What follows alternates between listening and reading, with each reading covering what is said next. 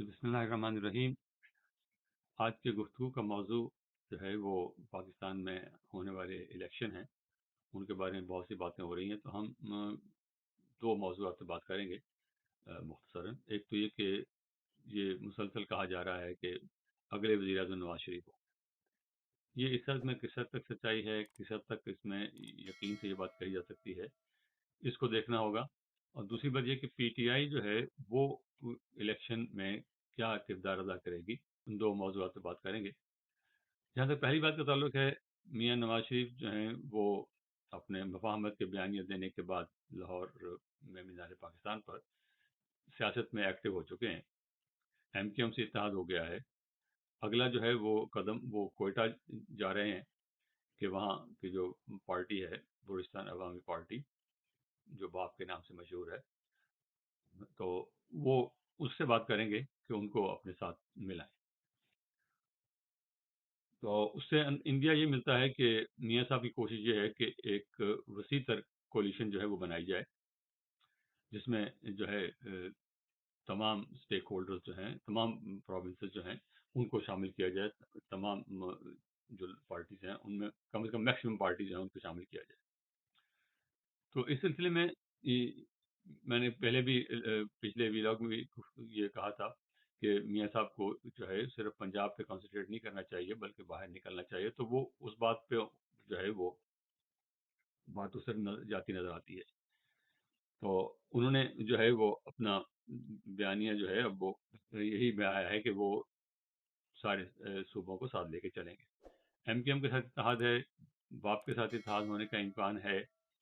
और JUIF जमीयत उलमा इस्लाम फजल रहमान साहब जो हैं उनके साथ तो यकीनी बात है कि उनके साथ तो इत्तेहाद होगा और वो खैबर पख्तूनख्वा की हद तक होगा। अगली बात यह है कि पंजाब में जो है वो किसके साथ मिलेंगे, इस पर कोई वजाहत नहीं है। लगता यह है कि पंजाब में जो है वो मुस्लिम लीग किसी से इत्तेहाद नहीं करेगी और अपना दूसरों से सपोर्ट जरूर लेगी, लेकिन सीट की शायद एडजस्टमेंट ना हो।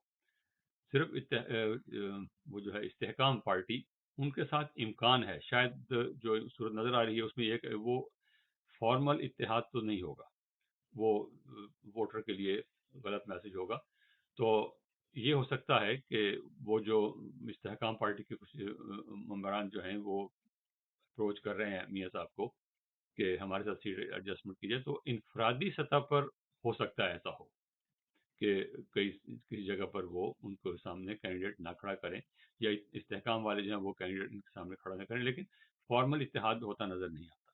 तो अब अगली बात यह है कि ये जो है बात कही जा रही है मुसलसल, तमाम जो है वो हमारे एंकर और तजिया ने कहा कि अगले वज़ीर आज़म नवाज शरीफ है, लेकिन उसमें जो प्रॉब्लम है उसकी तरफ तवज्जो नहीं दी जा रही कि मियाँ साहब कानूनी तौर पर अभी भी दो मुकदमात में वो मुजरिम है, कन्विक्ट हैं वो, और एक सुप्रीम कोर्ट के फैसले के लिहाज से वो नाअहल हैं।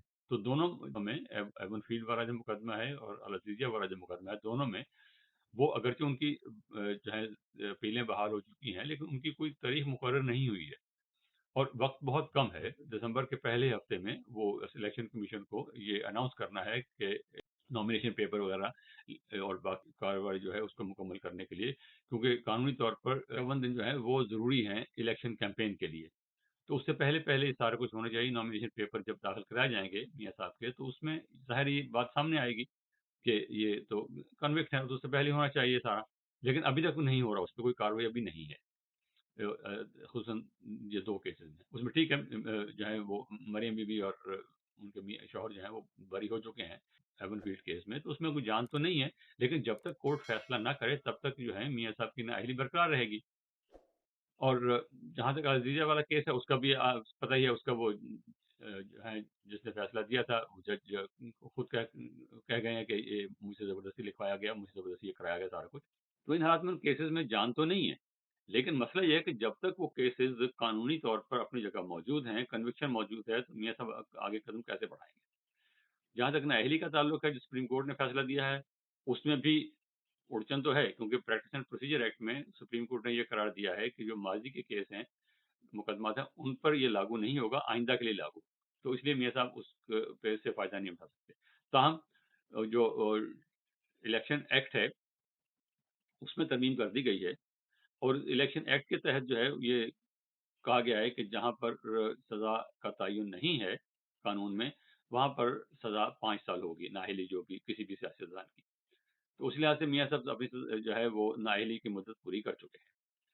لیکن کیونکہ سپریم کورٹ کا فیصلہ اپنی جگہ موجود ہے، کوئی بھی شخص جو ہے اس کو سپریم کورٹ میں چیلنج کر سکتا ہے، الیکشن کمیشن میں چیلنج کر سکتا ہے کہ یہ سپریم کورٹ کے فیصلے کے خلاف ہے. اب ٹھیک ہے، یہ امید کی جا سکتی ہے کہ کیونکہ supreme practice and procedure act میں یہ کہا ہے کہ قانون بنانا پارلیمنٹ کا حق ہے، اور اس حق کو جو ہے کوئی دوسرا ادارہ جو ہے وہ اس پر پابندی نہیں لگا سکتا.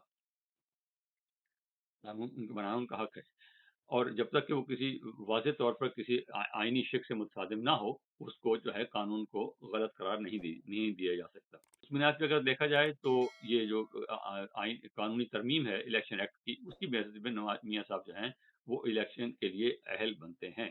لیکن اگر کوئی چیلنج کرتا ہے تو پھر وہ بات جو ہے پھر سپریم کورٹ میں ہی جائے گی، اور سپریم کورٹ بالآخر اس پہ فیصلہ کرے گی.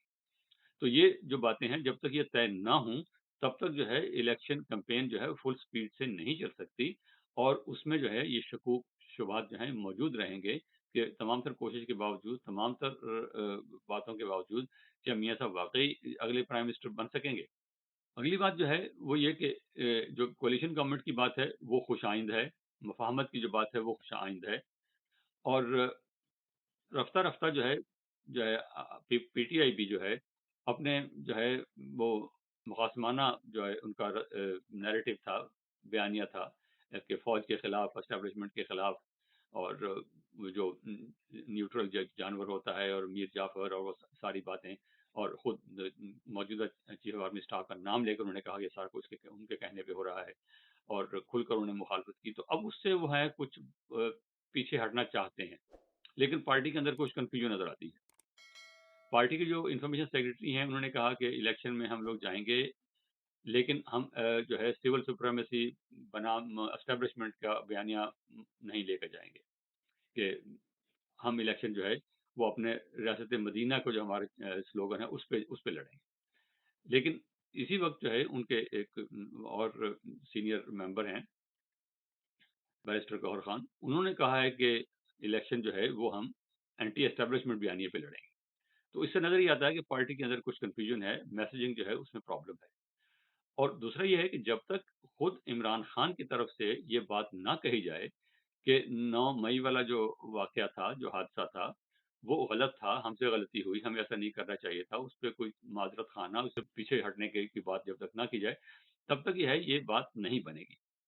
اب پی ٹی آئی کے لیے مسئلہ یہ ہے کہ ایک طرف وہ جو 9 مئی کا جو کچھ انہوں نے کیا ہے، ایک طرف وہ اس پہ فخر کرتے ہیں کہ عوامی رد عمل تھا، عمران خان اتنا بڑا لیڈر ہے کہ اس کے لیے لوگ جو ہیں وہ باہر نکلیں گے اور ایسے ہی کریں گے. اور خود عمران خان کا بیان موجود ہے کہ آئندہ اگر کیا گیا تو اس سے بھی بڑا رد عمل سامنے آئے گا، اور یہ ایک اسپونٹینیس رد عمل تھا.